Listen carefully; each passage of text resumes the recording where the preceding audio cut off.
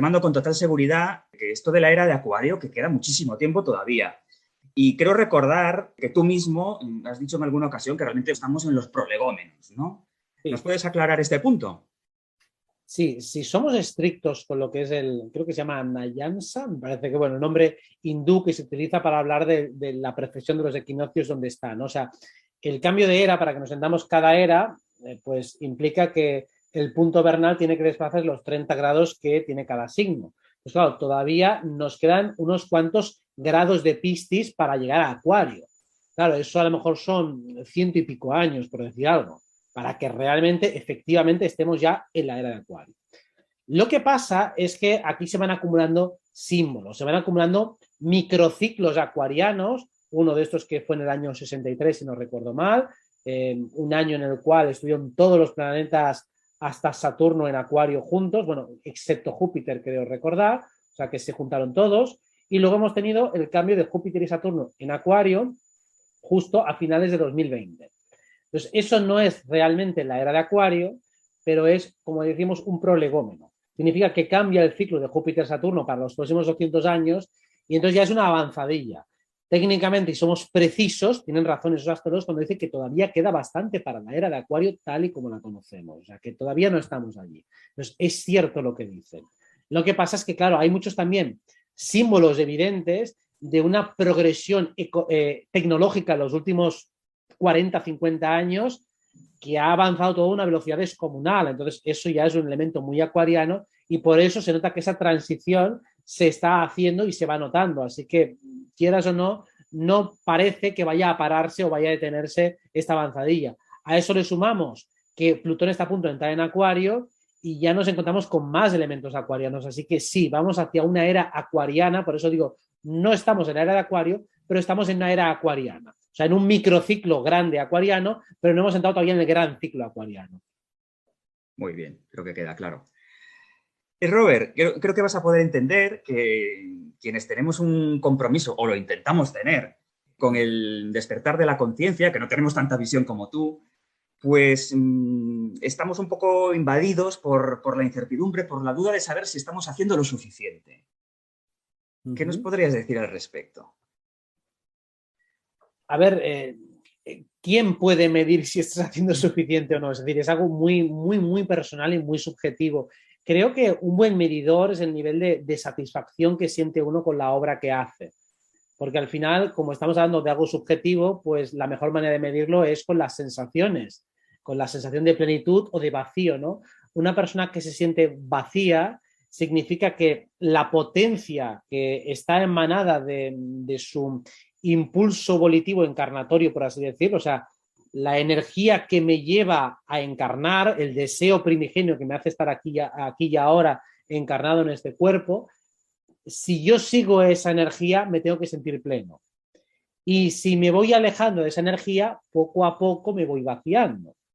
Así que cuanto más pleno me sienta, más seguro puedo estar de que me estoy comprometiendo lo suficiente. Mientras que si me voy alejando, voy a ir notando poco a poco como ese vacío, vacío y plenitud como sensaciones puramente subjetivas, como sensaciones que más o menos todo el mundo puede reconocer. Y por plenitud al final es sensación de satisfacción, de energía, de coherencia, como si realmente las acciones fueran viniendo solas, como si no siento en ningún momento confusión o sensación de que no sé cuál es el siguiente paso. Es que me da igual, o sea, estoy sintiendo como todo se va ordenando de una manera tan clara que parece que estoy viendo una serie que todo está perfectamente guionizado y que no hay posibilidad de pérdida.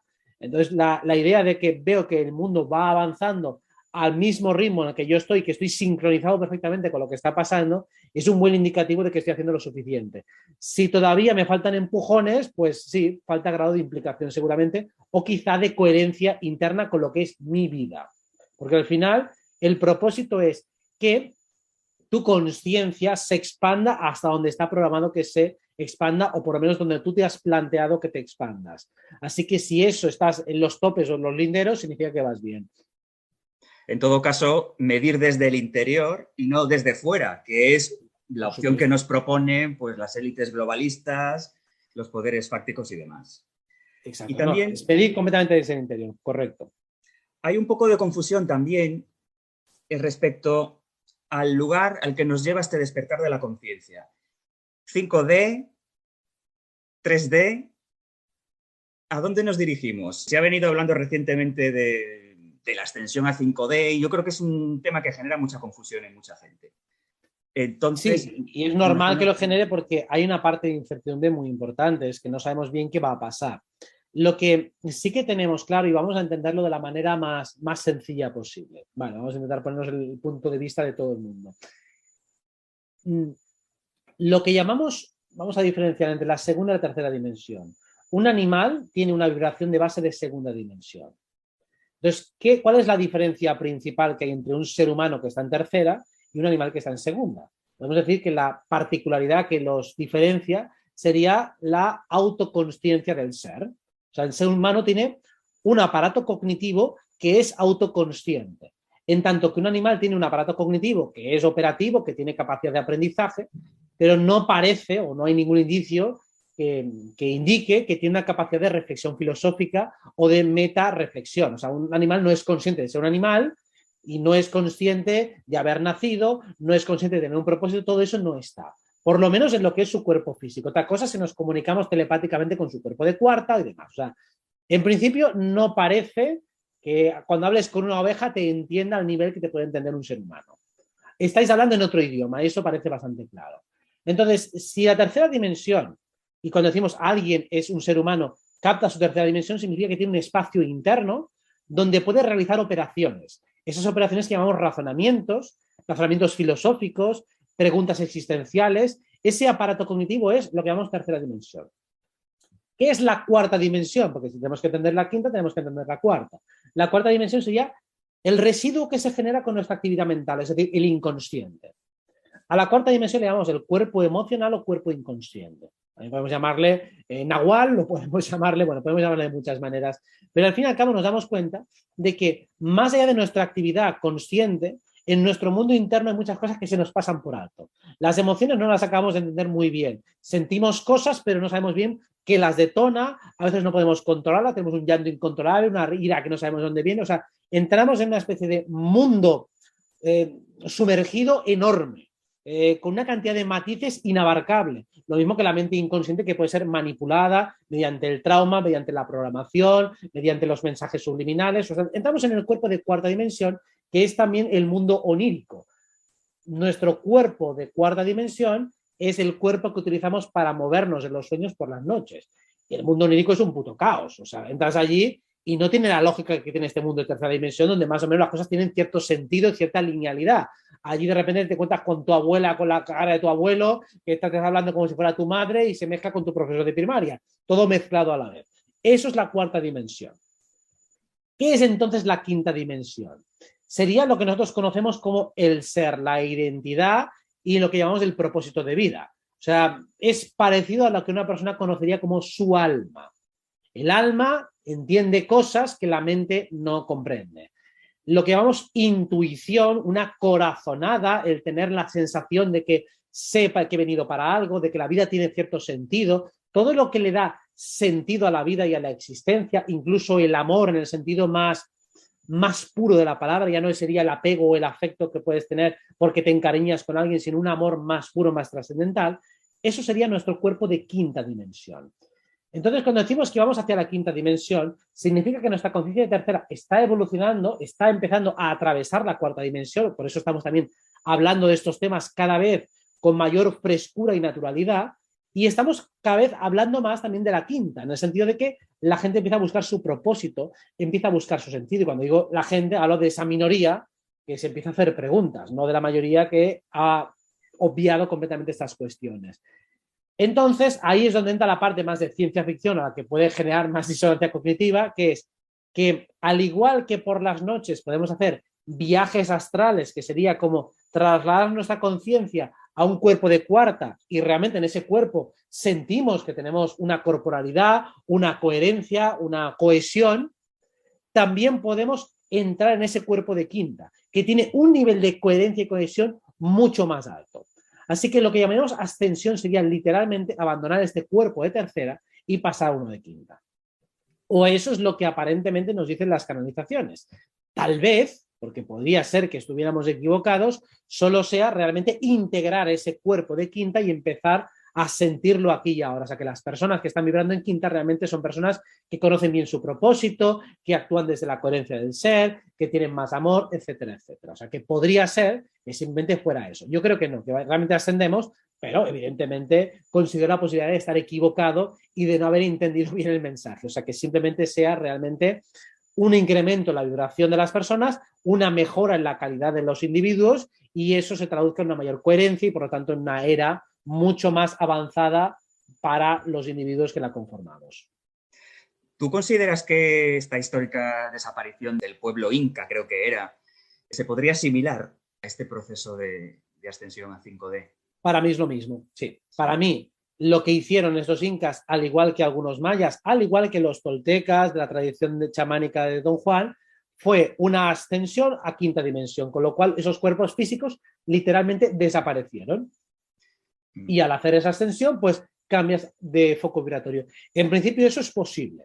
Como es posible, es lo que nos han dicho, por lo menos hemos recibido desde muchas instancias espirituales, muchísimas personas diferentes y tenemos confianza en ello. ¿Que nos equivocamos? Bueno, si no es eso, será, insisto, es seguir aquí, pero con una vibración mucho más alta. O sea, que sea como sea, tenemos bastante clara que cambiamos vibracionalmente. Eso para mí es bastante evidente. Y ese cambio vibracional no tendría que ser necesariamente para todos al mismo tiempo, en la Claro, por misma supuesto. oleada, digamos.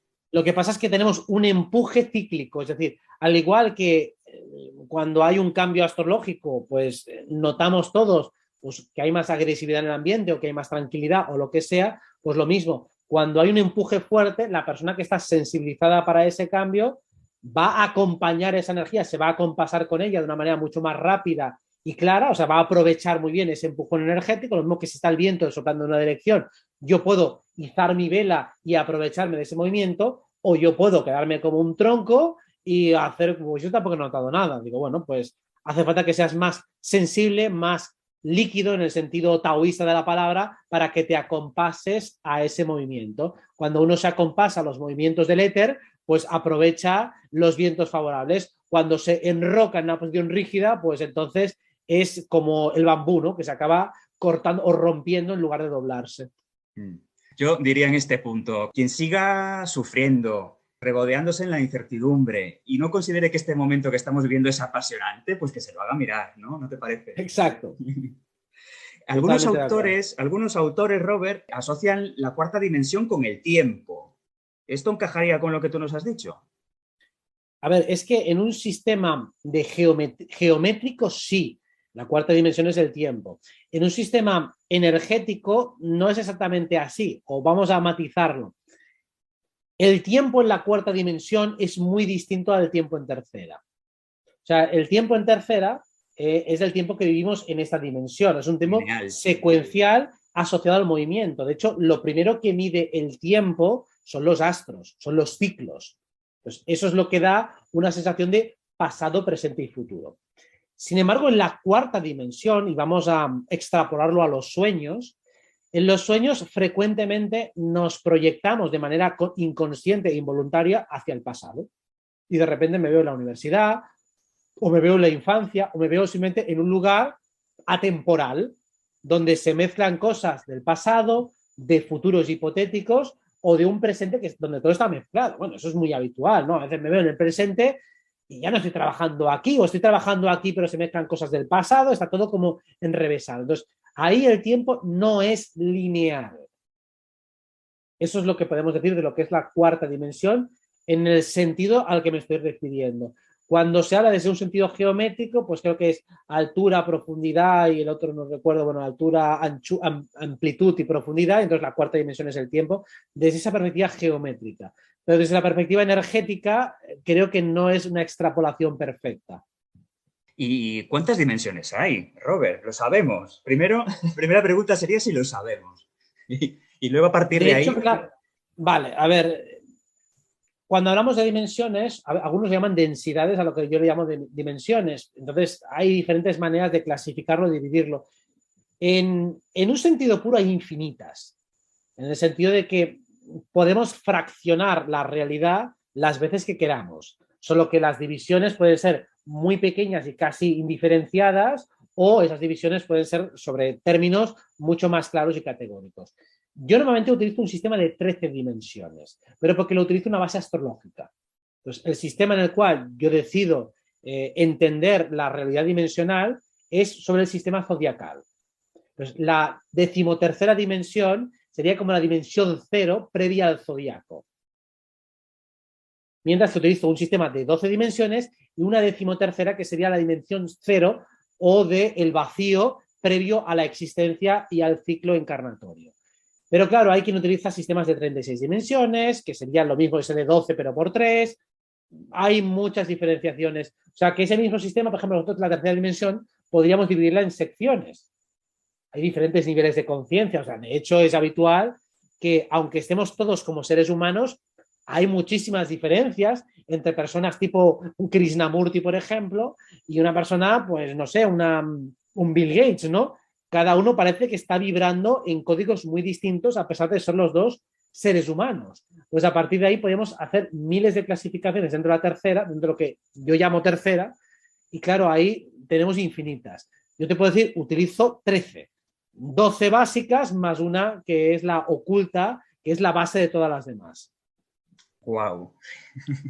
En fin, esto si lo pudiéramos investigar directamente, que habrá seres que lo puedan hacer, ¿no? En el astral Podemos quizás se pueda hacerlo tener una directamente, podemos hacerlo, pero es complicado. Con Mm. meditaciones puedes entrar en dimensiones muy avanzadas. Por ejemplo, lo que llamamos iluminación o samadhi sería una conexión directa con la 12ª dimensión, con la dimensión piscis.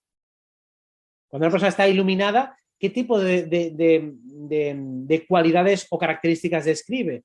Pues una unión universal, una sensación de no separación, de estar completamente imbricado y deslocalizado, una percepción que está ilimitadamente imbricada en todo lo demás, un amor muy puro e indescriptible. Son terminologías de Piscis, 12ª dimensión. Mientras que la 3ª dimensión, que es racional, es geminiana. Por eso el sistema astrológico nos ayuda a entender las dimensiones. Y le encontramos, con lo que nos cuentas, capas y capas de estudio a la astrología, ¿no? Es realmente Claro, sorprendente. para mí la base es la astrología, o sea, la base de mi cosmovisión, de cómo entiendo el mundo, es reflexionar sobre la astrología. Si reflexionas mucho sobre la astrología, te das cuenta de que tienes un mapa fractal de cualquier cosa. Cualquier cosa que quieras investigar, desde la mecánica de un coche hasta el funcionamiento de un cactus, todo se puede analizar en términos